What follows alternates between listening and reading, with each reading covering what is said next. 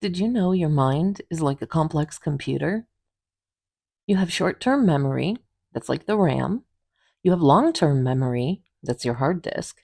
You have senses, that's your input and output devices, like the way you would use a mouse or a keyboard to give input. You have eyeballs and fingers to give input to your brain. And you also have an internal database that stores all the information that you perceive and then sorts it and puts it into the appropriate locations. So you have different types of programs that run also, and you have an operating system.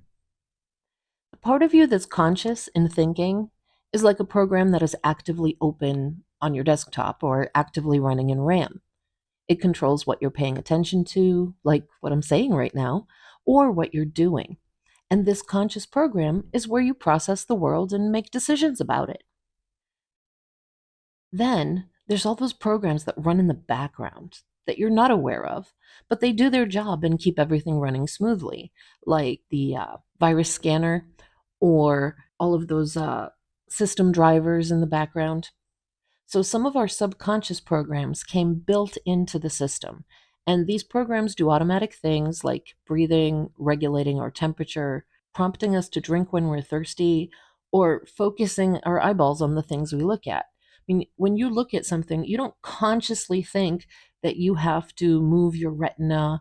You don't think about what position you have to position your eyeballs into in order to focus on the screen, for example, or something across your room, but you just automatically do that. So those are the programs that are built in. But other of our subconscious programs had to be programmed in by the people and the events around us. Most of this happened before the age of 7. In fact, a lot of it happens before the age of 3. And these programs are the things we do automatically now. But we had to learn how to do them. Things like walking, speaking a language, or putting food into our mouth instead of our ear hole. You can install programs later in life too, such as driving. I mean, as a toddler, you probably weren't driving, but nowadays, if you do drive a car, you don't really have to think about you have to step on the gas and you have to step on the brake. You just sort of do it and you turn the wheel as needed. And so, this type of information gets stored, and most of it permanently, into your internal database. And if you've ever worked with databases, then you may already know why we have to sleep and dream, because part of database maintenance is exactly like sleeping. Part of the maintenance process with databases requires a bit of downtime, such as to reindex and consolidate data tables. There's a whole bunch of other things that happen too, but if you're not that tech savvy, that's okay. But you've probably, at the very least, gotten messages from companies like your bank, for example, saying, during the wee hours of the night, you won't be able to access your account because we're doing computer stuff. Sorry for the inconvenience. But that only happens usually once every few weeks, whereas our brains read, write, and store so much data and so quickly that they need to do these maintenance tasks every day. And while that's happening, our conscious mind goes into this nice, relaxed state, a literal sleep mode, and some of the fragments of data being moved around in our heads show up to our conscious mind as dreams. Now, the similarities between computers and people could fill a whole book, perhaps volumes, but as a hypnotherapist, my focus is on debugging that programming that keeps throwing up unwanted warnings and error messages in my clients. And lucky for us, this dreaming state of mind gives us temporary access to those subconscious routines, allowing changes to be made, allowing bits of the database to be reindexed. So, what type of warnings and error messages am I talking about? Well, it's thought that what separates man from machine is that we have emotions, except emotions in us are not much different than the status messages on a computer. In fact, for us, they are our status messages. For example, happiness lets us know when things are going well. Success, task complete, your needs are being met. Sadness lets us know something is lost or missing. Anger lets us know our boundaries have been violated or our needs are just not being met. And fear tells us we are in danger, that we're about to get hurt in some way or other. Now, these four emotions are the signals we are born with.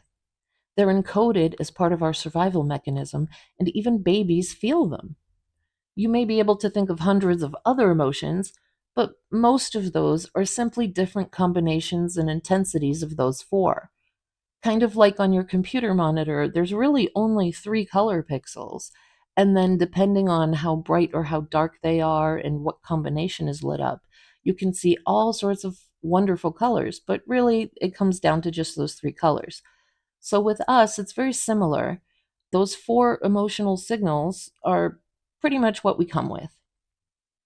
And there's also feelings that we develop as we socialize later in life, such as shame or loneliness.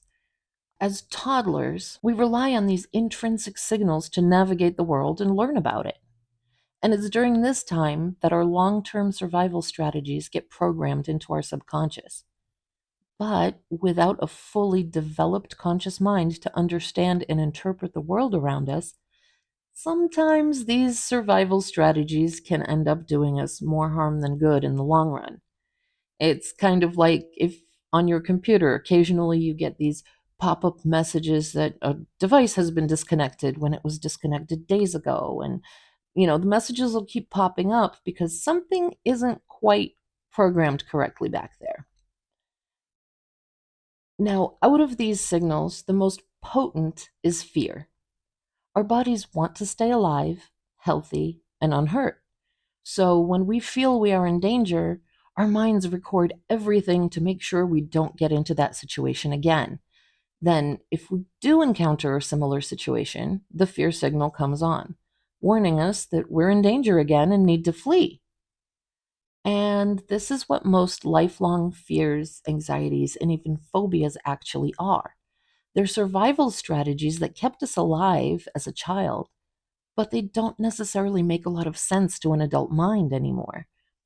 While it's perfectly fine, valid, and sensible to stay away from hungry looking lions your whole life, a phobia of something mundane, like the color yellow, for example, can be quite debilitating.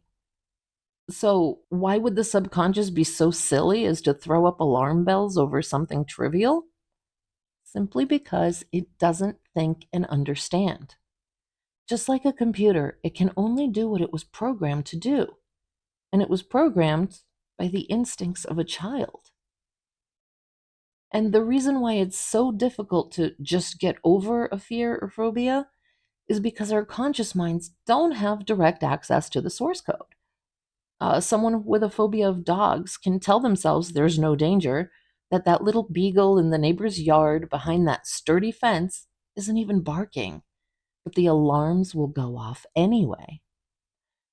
Now, traditional therapy can help that person get used to the alarm and learn to ignore it. Move the warning window out of the way and keep going. But until you find the source of the original program and change it from dogs equals danger to dogs equals safe unless the teeth are out, that warning just won't go away. While it may be possible to do with traditional therapy, the process can take a very long time. This is why hypnosis is such an excellent tool. It gives you access to the source of the problem. I mentioned earlier that we need to dream in order to sort and index all the data that our brains process in a day, but this process works in the other direction as well. It is this dreamlike state that we call hypnosis. And it's a lot like daydreaming. The hypnotist is there as a guide, first to help you into that state, and then to keep you from getting lost in a daydream. And if you've ever had a daydream and you just sort of get lost in thought, and then your thoughts get carried away from you, you know exactly what I mean. A hypnotherapist with an understanding of how these programs get written in the first place can guide you into your mind to find the source. And then, using your adult knowledge, will work with you to change that program.